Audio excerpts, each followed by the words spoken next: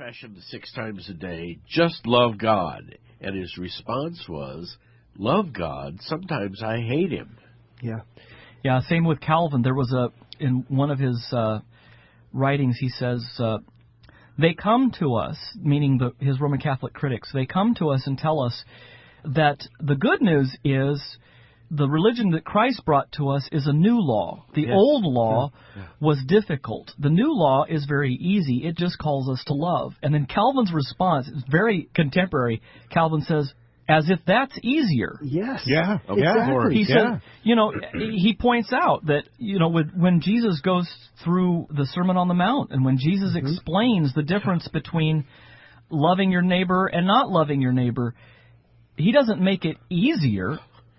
He shows just how demanding the law really is. Right. I can keep from stealing my neighbor's car. Right. I can refrain from acts of murder. But Jesus says, you don't get it yet. Yeah. If you've hated your neighbor in your heart, you're a murderer. If you have committed adultery in your heart, you're already an adulterer. Yes. That's why, Mike, one of the keys to determine whether or not someone is getting the distinction between law and gospel is to go to the Sermon on the Mount. Yes. That's a great bellwether passage, because in that passage, blessed are, blessed are, blessed are.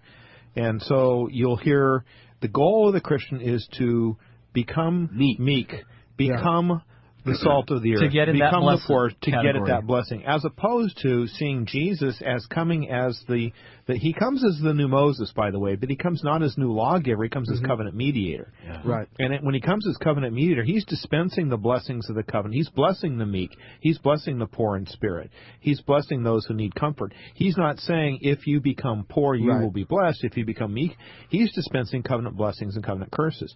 So, as Rod, you said a long time ago, if you guys want law, paraphrasing Jesus, well, here's Moses to the nth power. And don't forget, the Sermon on the Mount comes to its climax with that glorious bit of good news.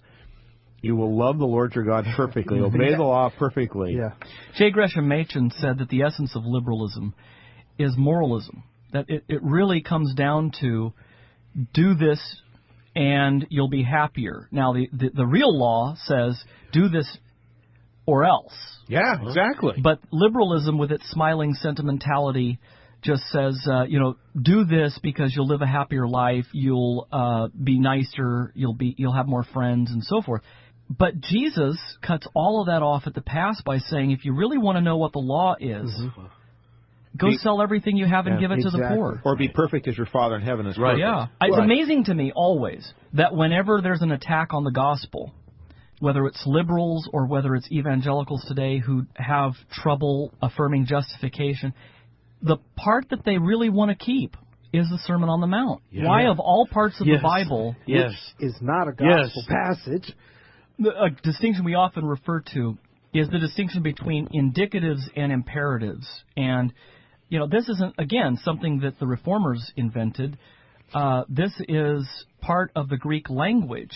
You actually have a mood in the Greek called indicative, and you have a mood in Greek called the imperative. Indicatives are descriptions of things that are true. Statements of fact. Statements of fact. Yeah. Imperatives are commands to do something. Do this.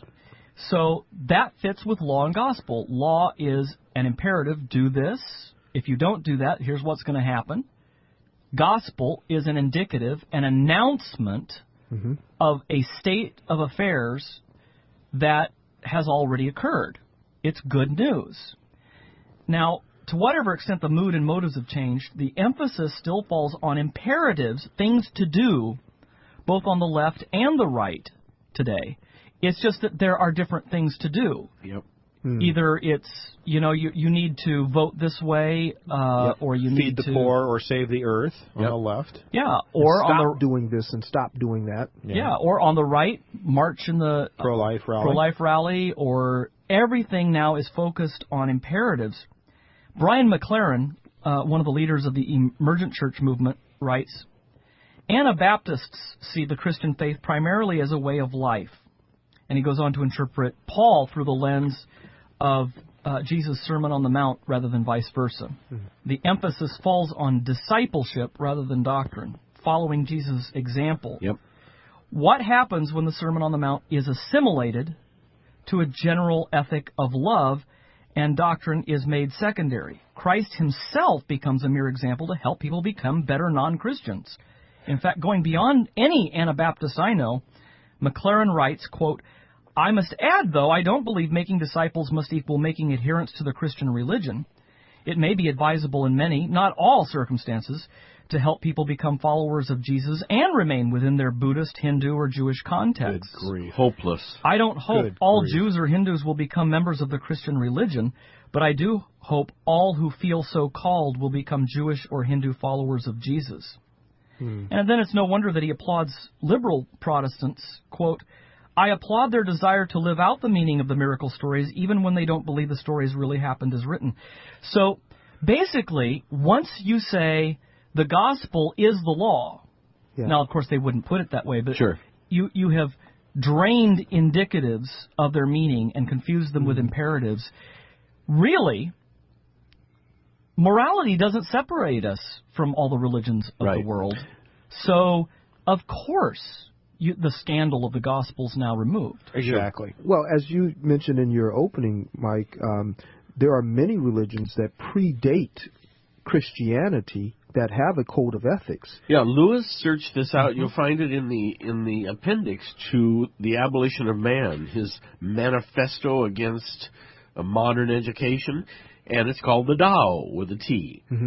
And it traces exactly those things, the Golden Rule, through a history that goes back before Moses. And the reason for that is because the law is written on our hearts. Absolutely. Yeah. It's part of the original covenant of works. Certainly. Exactly. Certainly. It's the gospel that's foreign to us. So it's natural that other religions, in fact, I maintain that even though you have myriad other religions, really it comes down to two. Yeah. There's one that's gospel-based, and all of the others are law-based. That's Luther's category. yeah, There are two yeah, religions of yeah. law, and then there's Christianity, which is the religion of the gospel. Yeah. The other thing that you have to make note of is that in a guy like McLaren's case, if, as you say, Mike, there is no scandal of the cross, once that's gone, then the natural outcome has to be ecumenical ties with other religions, because all religions are about morality. I think that's a huge point. Shout it from the housetops. Yes. Yeah. You're listening to the White Horse Inn, and we're discussing good news versus good advice. Stay with us.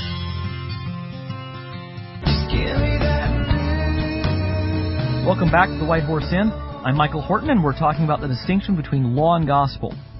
Wouldn't you say that if you preach the law as the Bible really does, or the gospel as it's really meant to be proclaimed, you'll empty the Compaq Center? Yes. Oh, yeah. Oh, absolutely. Yes. But what will get people to the Compaq Center is the easy listening version of the law, which is Tips for human living. tips for living, and people don't realize, they do not get that is neither the true preaching of the law nor the true preaching Right. of the gospel. Either one. Right. But it is in the imperative mood, which means it is law. It just doesn't happen to be God's law. Anytime you're but told, man's. anytime you're told the gospel is doing something, Yes. that's the thing to Yep. wire into your early warning system for bad Yes. theology. If anybody talks about the gospel is doing something as opposed to believing something, Yeah. Or as Mike mentioned in his prologue here, being the gospel. Right. Living the All that, We hear that all the time. Living Of the course we gospel, do. Yes. All of it is off base. Yeah, Yeah. If we really want a simple tag for this, we could say, law is due, gospel is done. Yes. yeah, there you go. Yeah. Yes. That's the difference between law and gospel. Yeah, Very exactly. simple, do and done. And I know people think we're probably splitting hairs on this, but when you talk about living the gospel, it's what you also called, Mike, law light. It's the assumption that, well, what God has required, we can do, and that whole living the gospel thing misses the point. The gospel is God's announcement. Now we are to live in light of and that. a particular one. A particular announcement, exactly. I think this is so fundamental. If you get It is. this right, Yeah. you bring grace and peace and mercy to your people. If you get this wrong, you put them back on the treadmill, back in the hamster cage, and you enslave them to a life of never, ever, ever measuring up.